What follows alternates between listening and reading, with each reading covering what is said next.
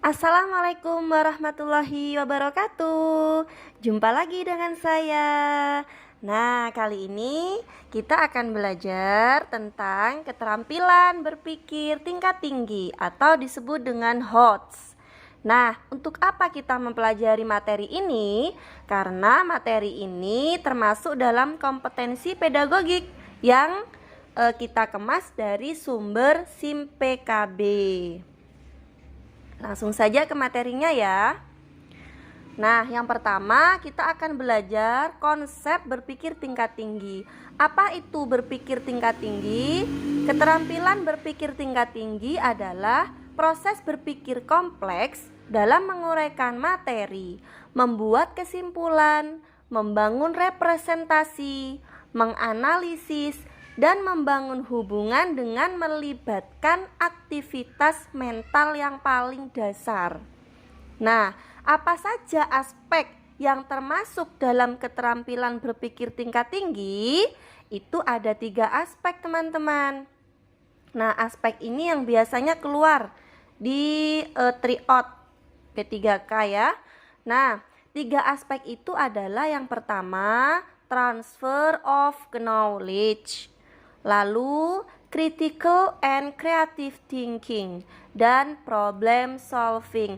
Kita akan bahas satu persatu. Lanjut.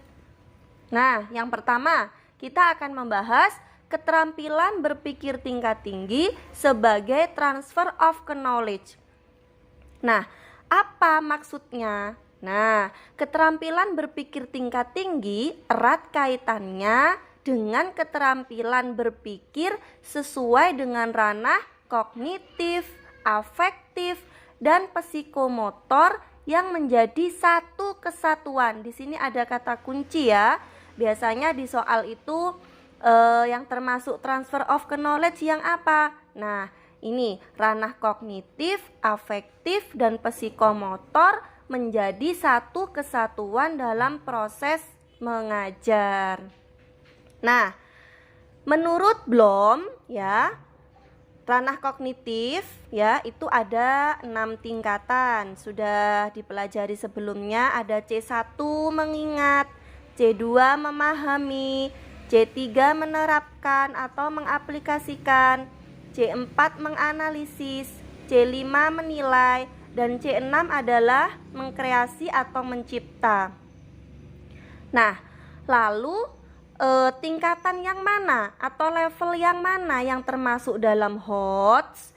Nah, level yang termasuk dalam keterampilan berpikir tingkat tinggi berada pada C4, C5, dan C6, yaitu menganalisis, memecah materi ke dalam bagian-bagiannya, dan menentukan bagaimana bagian-bagian itu terhubungkan.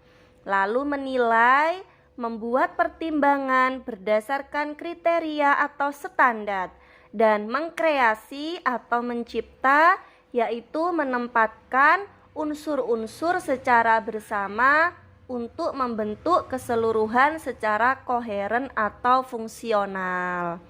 Nah, itu dalam ranah kognitif. Sekarang, menurut Anderson dan Cradwell, melalui taksonomi yang direvisi memiliki rangkaian proses yang menunjukkan kompleksitas kognitif.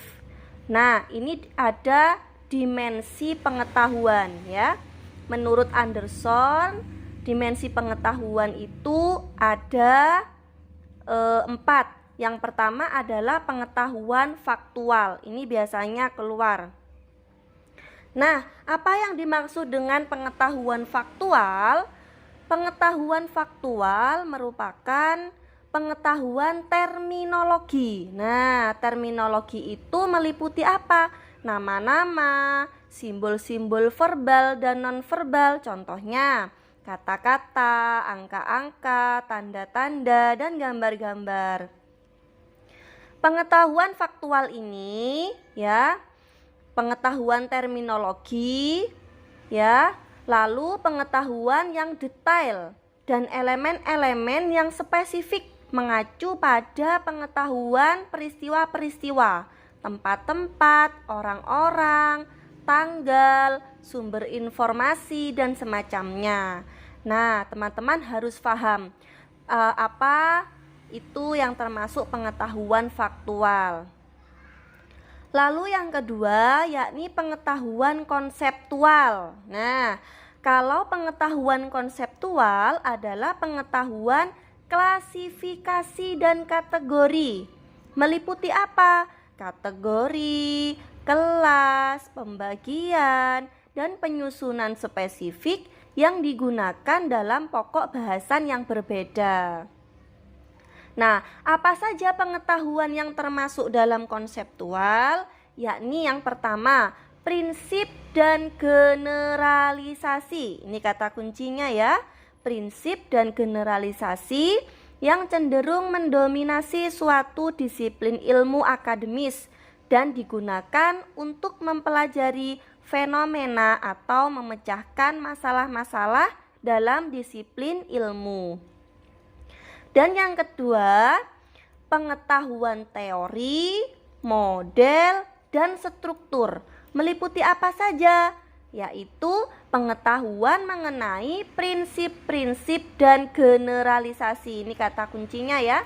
Jika konseptual itu ada prinsip-prinsip dan generalisasi.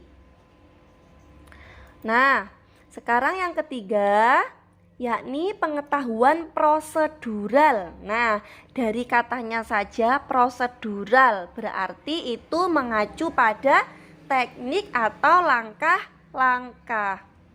Teman-teman, ini ya kata kuncinya, pengetahuan prosedural, pengetahuan keahlian dan algoritma. Algoritma ini langkah-langkah ya, spesifik suatu subjek. Pengetahuan teknik dan metode spesifik suatu subjek ya, teknik dan metode ini kan juga sama, cara dengan langkah-langkah ya. Lalu yang kedua, pengetahuan kriteria untuk menentukan kapan menggunakan prosedur-prosedur yang tepat. Sebelum terlibat dalam suatu penyelidikan, para peserta didik diharapkan dapat mengetahui metode-metode dan teknik-teknik yang telah digunakan dalam penyelidikan yang sama. Nah, itu tadi ada 3. Nah, sekarang pengetahuan yang keempat adalah pengetahuan metakognitif. Nah, kalau metakognitif itu pengetahuan yang bagaimana? Yaitu pengetahuan strategi. Artinya, pengetahuan mengenai strategi-strategi umum untuk pembelajaran, berpikir, dan pemecahan masalah. Nah, ada lagi pengetahuan mengenai tugas kognitif, termasuk pengetahuan kontekstual dan kondisional. Dan yang terakhir adalah pengetahuan diri. Pengetahuan strategi adalah pengetahuan mengenai strategi-strategi umum untuk pembelajaran, berpikir, dan pemecahan masalah. Nah, teman-teman harus bisa membedakan ya antara 4 pengetahuan yang dikemukakan oleh Anderson tadi. 4 pengetahuan tadi merupakan dimensi pengetahuan kognitif. Nah, teman-teman silakan perhatikan, di sini ada gambar kombinasi dimensi pengetahuan dan dimensi proses kognitif. Nah, ini kalau yang bawah ini dimensi proses kognitif yang sudah saya jelaskan menurut Bloom ya di slide sebelumnya tadi.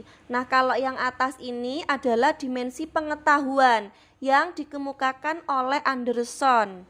Nah, lalu yang termasuk dalam keterampilan berpikir tingkat tinggi adalah irisan dari dimensi proses kognitif 3 yang paling kanan ini ya, ada C4, C5 dan C6, dan 3 dimensi pengetahuan yang paling atas, konseptual, prosedural, dan metakognitif, sehingga kita dapatkan keterampilan berpikir tingkat tinggi itu kita warnai merah ini. Selain itu, yang kuning ini berarti tidak termasuk dalam keterampilan berpikir tingkat tinggi.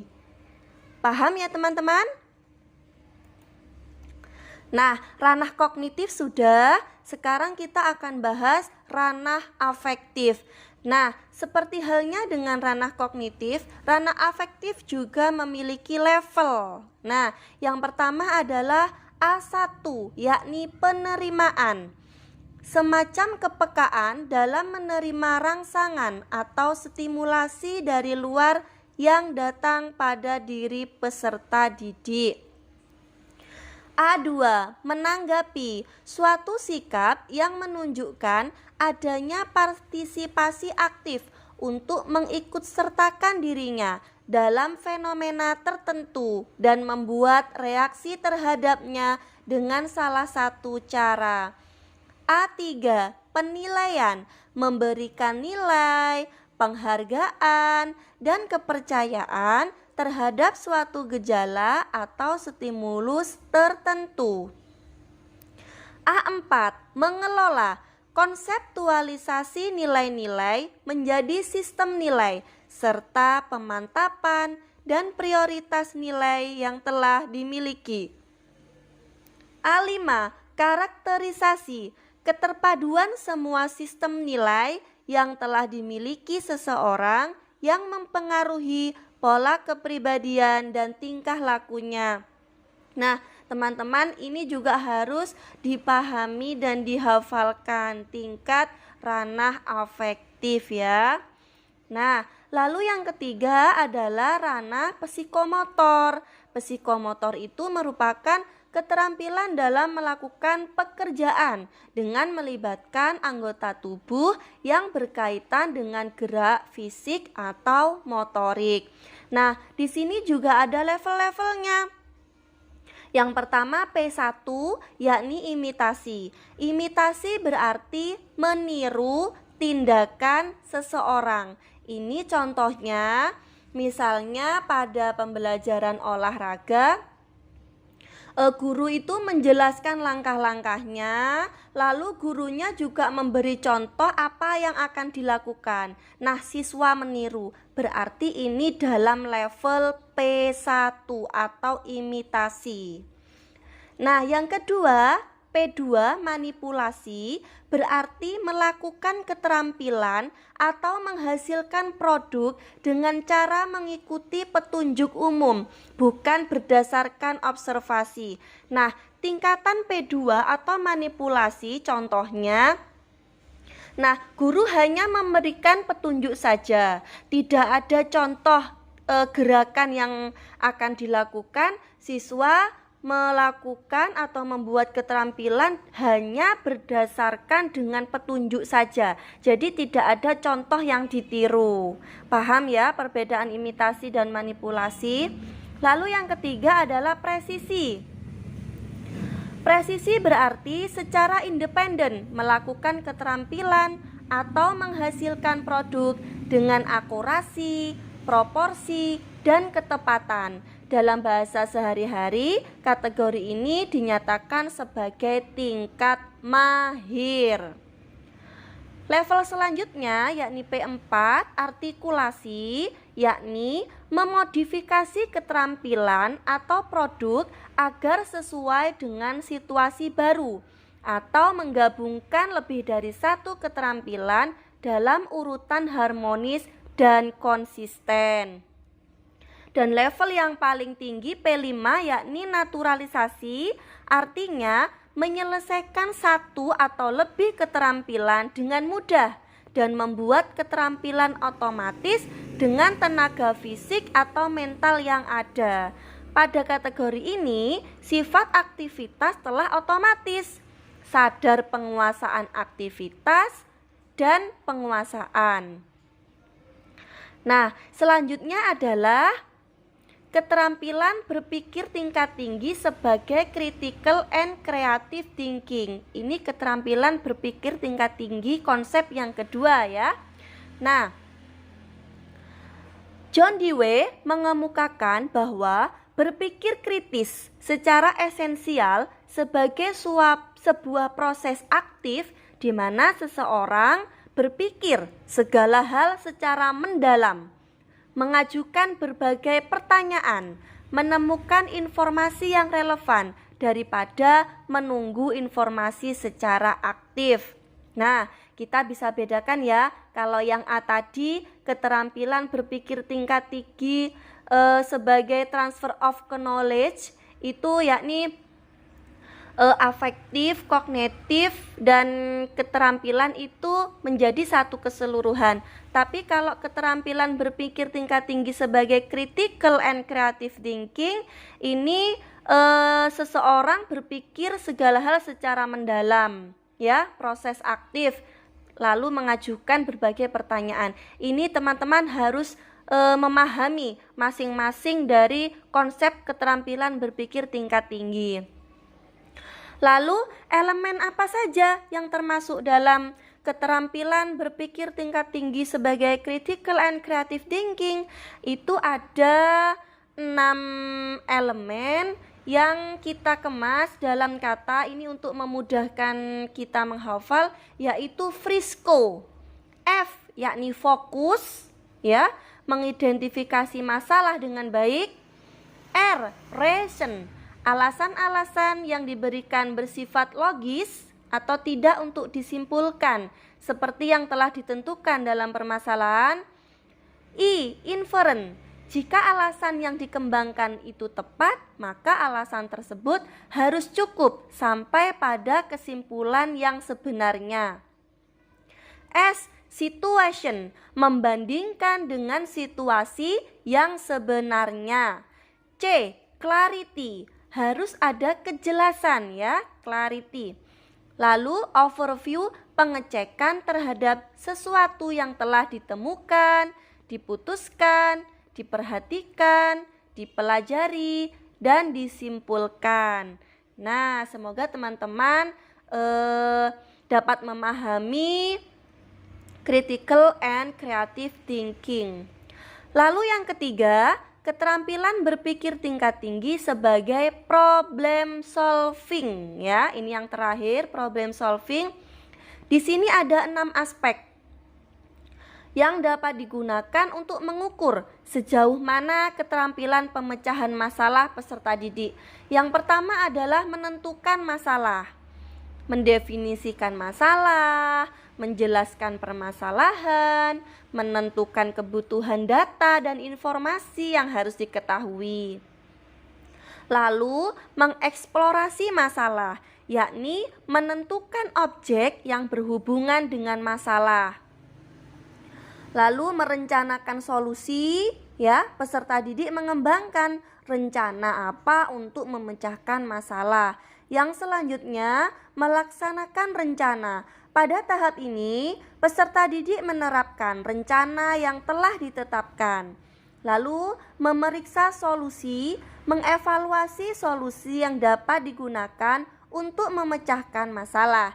Dan yang terakhir adalah mengevaluasi, yakni pada langkah ini solusi diperiksa, asumsi yang terkait dengan solusi dibuat. Itulah 3 konsep dari keterampilan berpikir tingkat tinggi. Semoga teman-teman bisa memahami. Nah, memasuki materi yang selanjutnya, yakni kompetensi keterampilan 4CS, ya. Nah, ini apa saja 4CS ini? Ada creativity, critical thinking, Pembelajaran abad 21 menggunakan istilah yang dikenal sebagai 4CS. 4CS adalah 4 keterampilan yang telah diidentifikasi sebagai keterampilan abad ke-21 atau disebut dengan P21. Nah, keterampilan abad 21 itu ada 4 kategori, ya, 4CS. Yang pertama adalah creativity, thinking, and innovation. Nah, apa itu? Nah, peserta didik dapat menghasilkan, mengembangkan, dan mengimplementasikan ide-ide mereka secara kreatif, baik secara mandiri maupun berkelompok. Yang kedua, critical thinking and problem solving. Peserta didik dapat mengidentifikasi, menganalisis, menginterpretasikan, dan mengevaluasi bukti-bukti, argumentasi, klaim, dan data yang tersaji secara luas melalui pengkajian secara mendalam serta merefleksikannya dalam kehidupan sehari-hari. Yang keempat adalah communication. Peserta didik dapat mengkomunikasikan ide-ide dan gagasan secara efektif menggunakan media, lisan, tertulis maupun teknologi. Dan collaboration, peserta didik dapat bekerja sama dalam sebuah kelompok dalam memecahkan permasalahan yang ditemukan. Nah, teman-teman, cara mudah kita menghafal dari 4 keterampilan ini harus memiliki kata kunci ya. Jika creative thinking and innovation berarti ini ya mengimplementasikan ide-ide. Nah, ini berarti creativity ya, menghasilkan, mengembangkan ide-ide ini creativity. Kalau critical, nah berarti mengidentifikasi, menganalisis, menginterpretasi, dan mengevaluasi. Ini kata kuncinya ya. Lalu communication, nah dari kata komunikasi berarti peserta didik dapat mengkomunikasikan ide-ide. Sedangkan yang terakhir collaboration, kolaborasi berarti peserta didik dapat bekerja sama. Nah, sekarang kerangka kerja NJIK 21 Century Skill ya. Di sini ada ini dalam bahasa Inggrisnya sebenarnya ini. Lalu yang sebelah sini ini sudah kita kemas dalam bahasa Indonesia. Yang pertama adalah Digital Age Literacy, era literasi digital yang ini ya. Nah, apa saja? Ada literasi ilmiah, matematika, dan teknologi dasar. Lalu ada literasi visual dan informasi. Ada lagi literasi budaya dan kesadaran global. Ini digital age literacy. Lalu yang kedua adalah inventive thinking. Nah, berpikir inventif. Nah, siapa saja yang termasuk? Adaptability, ya, kemampuan untuk mengelola kompleksitas. Lalu keingintahuan, kreativitas, dan pengambilan resiko, serta berpikir tingkat tinggi dan alasan yang masuk akal. Lalu yang ketiga adalah effective communication, ya, komunikasi yang efektif, yakni keterampilan, kolaborasi, dan interpersonal, tanggung jawab pribadi dan sosial, komunikasi interaktif ya. Lalu yang terakhir ada high productivity, produktivitas tinggi, yakni kemampuan untuk memprioritaskan, merencanakan, lalu penggunaan alat dunia nyata yang efektif dan produk yang relevan dan berkualitas tinggi. Nah, teman-teman, kerangka kerja ini teman-teman juga harus memahaminya. Lebih-lebih menghafalkan ya. Nah, lalu kerangka konsep berpikir abad 21 di Indonesia seperti apa? Nah, ini kerangka konsep berpikir abad 21 di Indonesia ya. Tadi sama, ada creative thinking and innovation, ada critical thinking, 4CS juga termasuk ya, communication and collaboration. Namun ada tambahan di sini ada ICTS, information, media, dan teknologi skill. Ya, yakni mengakses dan mengevaluasi informasi, menggunakan dan menata informasi, menganalisis dan menghasilkan media, mengaplikasikan teknologi secara efektif. Nah, lalu ada life and career skills. Nah, ini ya yang dibagi menjadi dua, ada karakter building ya, yakni menunjukkan perilaku scientific attitude, hasrat ingin tahu, jujur, teliti, terbuka, dan penuh kehati-hatian. Menunjukkan penerimaan terhadap nilai moral yang berlaku di masyarakat. Dan yang kedua, spiritual values. Nah, ini ada hubungannya dengan Tuhan ya. Menghayati konsep ketuhanan melalui ilmu pengetahuan, menginternalisasikan nilai-nilai spiritual dalam kehidupan sehari-hari. Wassalamualaikum warahmatullahi wabarakatuh.